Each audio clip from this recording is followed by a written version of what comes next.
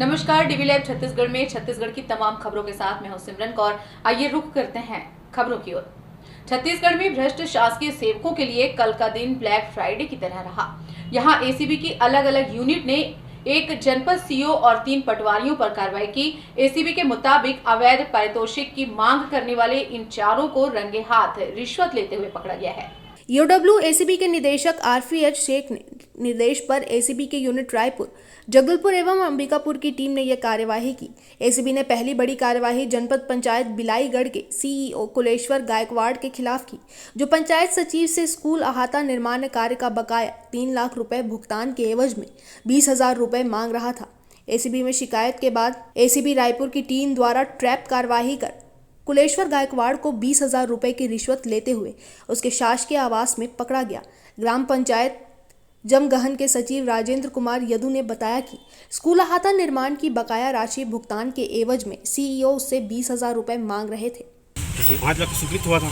हाँ, 2 लाख रुपये प्राप्त हो चुका था। हाँ, और 2 लाख रुपये जो बाकी जो शेष रहती उनके लिए वो मांग किया था। फाइल पूरा कंप्लीट हो गया था, सत्यापन मूल्यांकन सब हो गया। उसके लिए 20,000 रुपये मांग किया था, जिसमें 10,000 रुपये अपने लिए और 10,000 समारोह लाल प्रेमी के लिए मांगे थे, वरिष्ठ कारण पाने। उधर एसीबी की अंबिकापुर यूनिट ने ग्राम बेसिकी, तहसील राजपुर, जिला बलरामपुर के पटवारी अमित गुप्ता को पीड़ित से 40,000 रुपए नगद की पहली किश्त रिश्वत लेते हुए पकड़ा गया। इसी तरह उंगारपाल भनपुरी, जिला बस्तर में नामांतरण करवाने के एवज में 8,000 रुपए की नगद रिश्वत लेते हुए पटवारी मुकेश कुमार बिसाई को उसके कार्यालय में पकड़ा गया। उधर कवर्धा जिले के ग्राम मानपुर के पटवारी गजेंद्र चंद्रवंशी को ऋण पुस्तिका बनाकर देने के बदले में 11,000 रुपए की रिश्वत लेते हुए रंगों हाथ पकड़ा गया। एसीबी की कार्रवाई में पकड़े गए चारों आरोपियों के खिलाफ अपराध पंजीबद्ध कर उनके विरुद्ध वैधानिक कार्यवाही की जा रही है। छत्तीसगढ़ की राजनीति इन दिनों 17 जून पर आकर अटक गई है। सत्ता के गलियारे से ऐसी खबरें आ रही हैं कि इस दिन बड़ा फेरबदल देखने मिल सकता है। दरअसल इन दिनों चर्चा गर्म है कि प्रदेश की सत्ता में बड़ा बदलाव होने की संभावना है। इसे लेकर बीजेपी भी आए दिन चुटकी लेती रहती है। खबर आ रही है कि 17 जून तक कांग्रेसी कार्यकर्ताओं को बड़ी खुशखबरी मिलने वाली है। निगम मंडल आयोगों में बची हुई नियुक्तियां 17 जून तक हो जाएंगी। वहीं प्रदेश कांग्रेस अध्यक्ष मोहन मरकाम का कहना है कि भारतीय जनता पार्टी में इस दिन बड़ा विस्फोट होने वाला है। बीजेपी के कई बड़े चेहरे कांग्रेस में शामिल हो सकते हैं। हालांकि ये नेता कौन होंगे, इसका खुलासा कांग्रेस प्रदेश अध्यक्ष ने नहीं किया है, मगर उनका दावा है कि कई बड़े नेता कांग्रेस में आना चाहते हैं।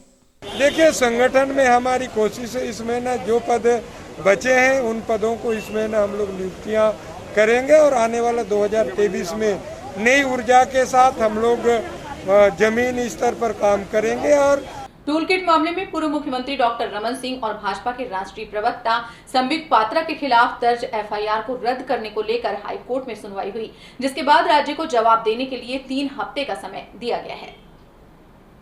हाईकोर्ट में जस्टिस नरेंद्र व्यास की अदालत में यह सुनवाई हुई, जो 11:30 बजे से लेकर 3 बजे तक चलती रही। हाईकोर्ट ने अंतरिम आवेदन पर फैसला सुरक्षित रख लिया। वहीं राज्य सरकार को जवाब दाखिल करने के लिए 3 हफ्ते का समय दिया गया है।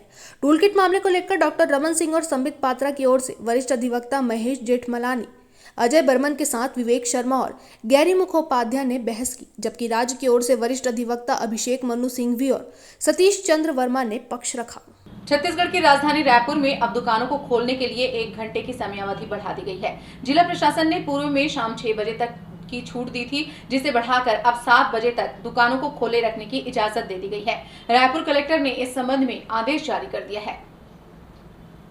राजधानी के व्यापारियों ने मांग की थी कि बाजार से भीड़ को कम करने के लिए दुकानों को खोलने की समय सीमा बढ़ाया जाए। इस पर विचार करते हुए शाम के वक्त दुकान 7 बजे तक खुला रखने की इजाजत दे दी गई है। राजधानी रायपुर में फिलहाल अनलॉक के दौरान सभी स्विमिंग पूल, सिनेमा हॉल और थिएटर बंद रहेंगे। स्कूल और कॉलेज विद्यार्थियों के लिए बंद रहेंगे। छात्रावास में केवल परीक्षा देने वाले विद्यार्थियों को आवास की अनुमति होगी। शासन से अनुमति प्राप्त समस्त परीक्षाओं को छोड़कर कोचिंग क्लासेस और अन्य समस्त शैक्षणिक गतिविधियां बंद रहेंगी। इसी तरह दुर्ग, जांजगीर चांपा, मुंगेली, राजनांदगांव में दुकान खोले जाने का समय रात 8 बजे तक बढ़ा दिया गया है। छत्तीसगढ़ में भूपेश सरकार ने कार्यकाल खत्म हुए बगैर राज्य पिछड़ा वर्ग आयोग के अध्यक्ष सियाराम साहू को पद से हटा दिया था। उनकी जगह पर कांग्रेस सरकार ने थानेश्वर साहू की नियुक्ति कर दी। लंबी लड़ाई के बाद कोर्ट से कांग्रेस सरकार को बड़ा झटका लगा। हाईकोर्ट ने राज्य सरकार के आदेश को निरस्त कर दिया और सियाराम साहू के पक्ष में फैसला सुनाया। हाईकोर्ट के आदेश के बाद सियाराम साहू पदभार ग्रहण करने छत्तीसगढ़ राज्य पिछड़ा वर्ग आयोग के दफ्तर पहुंचे, जहां उन्हें कार्यालय के केबिन में ताला लटका मिला। बावजूद इसके सियाराम साहू ने अध्यक्ष पद पर पदभार ग्रहण कर लिया। संवैधानिक पद पर कार्यकाल खत्म किए बगैर किसी दूसरे की नियुक्ति नहीं की जा सकती है। हालांकि राजनीतिक पद पर सरकार अपने लोगों को नियुक्ति दे देती है। दोबारा पद संभालने के बाद सियाराम साहू ने कहा कि सरकार के साथ तालमेल बैठाकर काम करने की कोशिश होगी। सियाराम ने कहा कि मैं कोर्ट के आदेश का पालन करूंगा, काम शुरू करूंगा, अपना कार्यकाल पूरा करूंगा। हाईकोर्ट ने नई नियुक्ति को निरस्त कर दिया है, मैं अब अपना काम चालू कर सकता हूं। इस मौके पर भाजपा नेताओं ने सियाराम साहू को बधाई दी।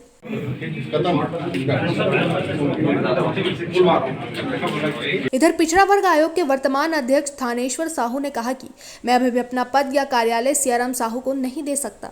मेरी नियुक्ति राज्य सरकार के द्वारा नियमानुसार की गई है। सियाराम साहू हाईकोर्ट के आदेश राज्य सरकार को सौंप दे।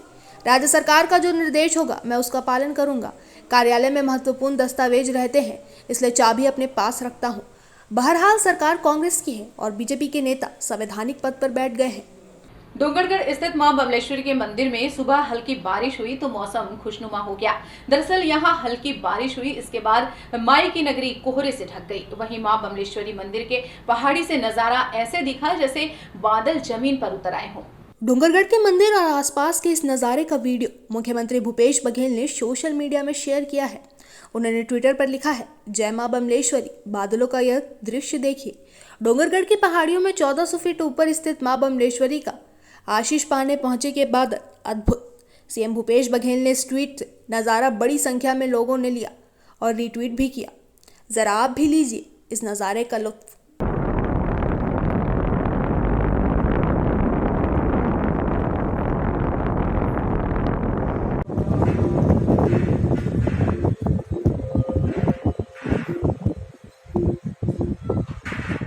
महंगाई के खिलाफ किए गए कांग्रेसियों के प्रदर्शन में अलग अलग रंग देखने को मिले। प्रदेश कांग्रेस के उपाध्यक्ष गिरीश देवांगन के नेतृत्व में बैलगाड़ी में पेट्रोल चलित वाहन को रखकर विरोध जताया गया। बैलगाड़ी पर स्कूटी रखकर कांग्रेसियों ने रैली निकाली और मोदी विरोधी नारे लगाए।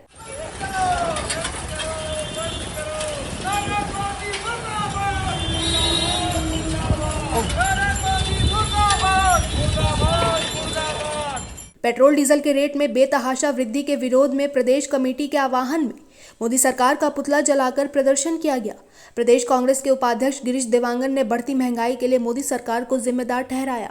10 साल तक केंद्र में डॉक्टर मनमोहन सिंह की कांग्रेस की सरकार थी और महंगाई नियंत्रण में थी। 7 साल से माननीय नरेंद्र मोदी इस देश के प्रधानमंत्री बने और लगातार महंगाई अपने चरम को छू रही है। आम लोग त्रस्त हैं। पेट्रोल, डीजल, खाद्य सामग्री, किसानों के खाद, बीज, रासायनिक दवाइयां, इस प्रकार से हर प्रकार के जिन्सों में जो बेतहाशा वृद्धि हुई है और इस भीषण कोरोना संकट में आम आदमी की आर्थिक स्थिति बहुत खराब हो चुकी है। ऐसे में महंगाई दोहरा मार आम जनता के बीच कर रही है। हम लोग मांग करते हैं कि जल्द से जल्द इस महंगाई पे मोदी जी नियंत्रण करें। छत्तीसगढ़ प्रदेश कांग्रेस के निर्देश पर न्यायधानी बिलासपुर में कांग्रेस के द्वारा शहर के विभिन्न पेट्रोल पंप के सामने तख्ती लेकर विरोध प्रदर्शन किया गया।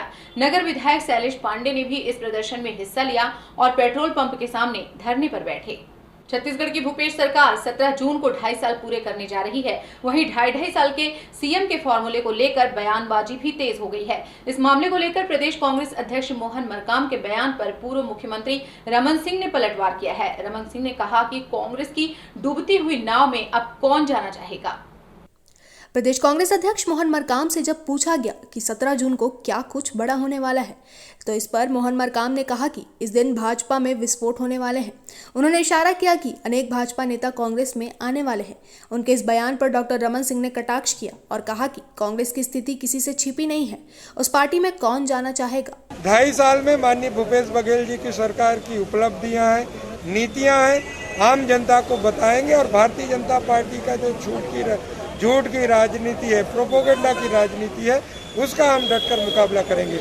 और 2.5 साल में कांग्रेस की अंदरूनी हालात क्या हैं, ये प्रदेश अध्यक्ष को बताना चाहिए कि क्या स्पष्ट रूप से राष्ट्रीय अध्यक्ष और राष्ट्रीय नेताओं ने वादा किया था और इसलिए आज कांग्रेस के अंदर बेचैनी का माहौल है। जवाब इस बात के दें, भारतीय जनता पार्टी विपक्ष में अपनी भूमिका निभा रहा है और भारतीय जनता पार्टी का कोई भी सिपाही, न विधायक और सांसद की बात छोड़िए, एक सामान्य कार्यकर्ता भी जाने की स्थिति जाएगा नहीं, क्योंकि डूबती हुई नाव में कौन जाके सवारी करेगा भाई। भाजपा के राष्ट्रीय उपाध्यक्ष डॉक्टर रमन सिंह ने बताया कि भाजपा का एक अभियान प्रदेश भर में 17 जून तक चलेगा, जिसमें कांग्रेस सरकार के 2.5 साल के कार्यकाल की कथित नाकामियों को जनता के बीच रखा जाएगा। उन्होंने कहा कि अब तो सरकार से सवाल पूछा जाएगा कि बीते 2.5 साल में आपने क्या किया। छत्तीसगढ़ की जनता का कि 2.5 साल बदल गया, उल्टी गिनती शुरू हो गई भाई।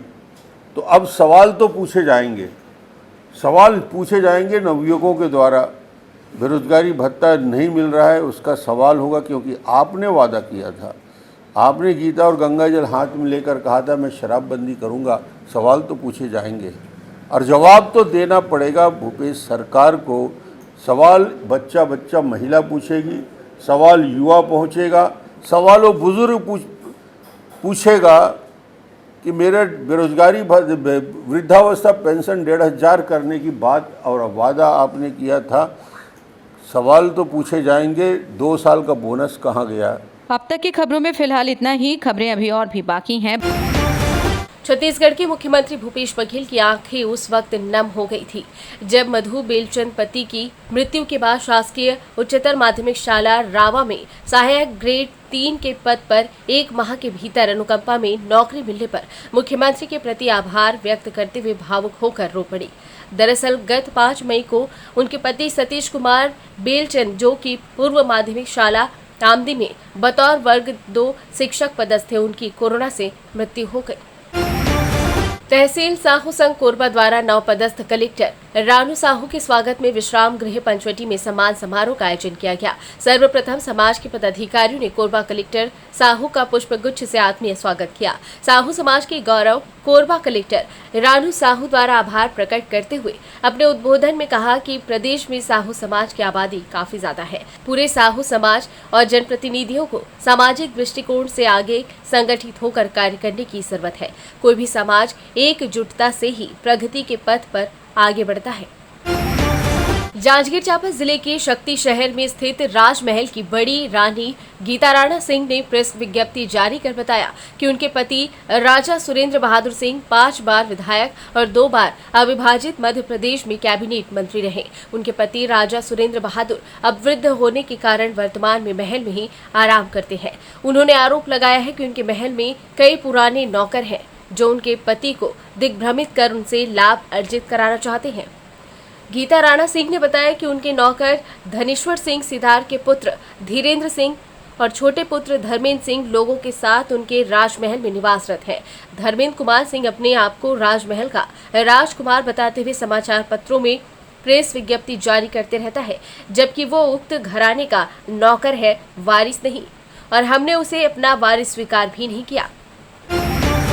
आईएएस किरण कौशल ने आज खाद्य नागरिक आपूर्ति एवं उपभोक्ता संरक्षण विभाग के संचालक पद पर कार्यभार ग्रहण कर लिया। कार्यभार ग्रहण करने के बाद विभाग के अधिकारियों से चर्चा कर विभागीय योजनाओं की प्रगति की जानकारी ली। किरण कौशल ने अधिकारियों और कर्मचारियों को विभागीय योजनाओं से संबद्ध क्रियान्वयन के निर्देश दिए। इसके बाद वे मार्कफेड कार्यालय में प्रबंध संचालक मार्कफेड का पदभार ग्रहण किया। 2009 बैच की आईएएस किरण कौशल इससे पहले 3 जिलों की कलेक्टर रही है। मुंगेली अंबिकापुर के बाद वो कोरबा कलेक्टर की जिम्मेदारी संभाल चुकी है। उन्हें खाद्य संचालक के साथ एमडी मार्कफेड की भी जिम्मेदारी दी गई है। भिलाई स्टील प्लांट टाउनशिप के गंदे पानी की समस्या पिछले करीब 70 दिनों से है, जिसको लेकर शुक्रवार को युवा कांग्रेस ने अनोखे ढंग से प्रदर्शन किया। सड़क पर पेंट से लिखकर चेयरमैन को ज्ञापन सौंपा। इस माध्यम से उन्हें गंदे पानी की समस्या को बताने की कोशिश की गई। सेल चेयरमैन बीएसपी के दौरे पर हैं। युवा कांग्रेस के पदाधिकारियों ने मिलने का समय मांगा था, लेकिन उन्हें नहीं मिला, इसलिए सड़क पर ही ज्ञापन लिखकर अपनी मांगों को पहुंचा दिया है। यह अब तक का सबसे अनोखा प्रदर्शन होगा। युवा कांग्रेस के पदाधिकारी चेयरमैन से मिलकर उन्हें टाउनशिप के अंदर आ रहे गंदे पानी की समस्या से रूबरू कराना चाह रहे थे। इस बुलेटिन में फिलहाल इतना ही। बने रहिए डीवी लाइव छत्तीसगढ़ के साथ। नमस्कार।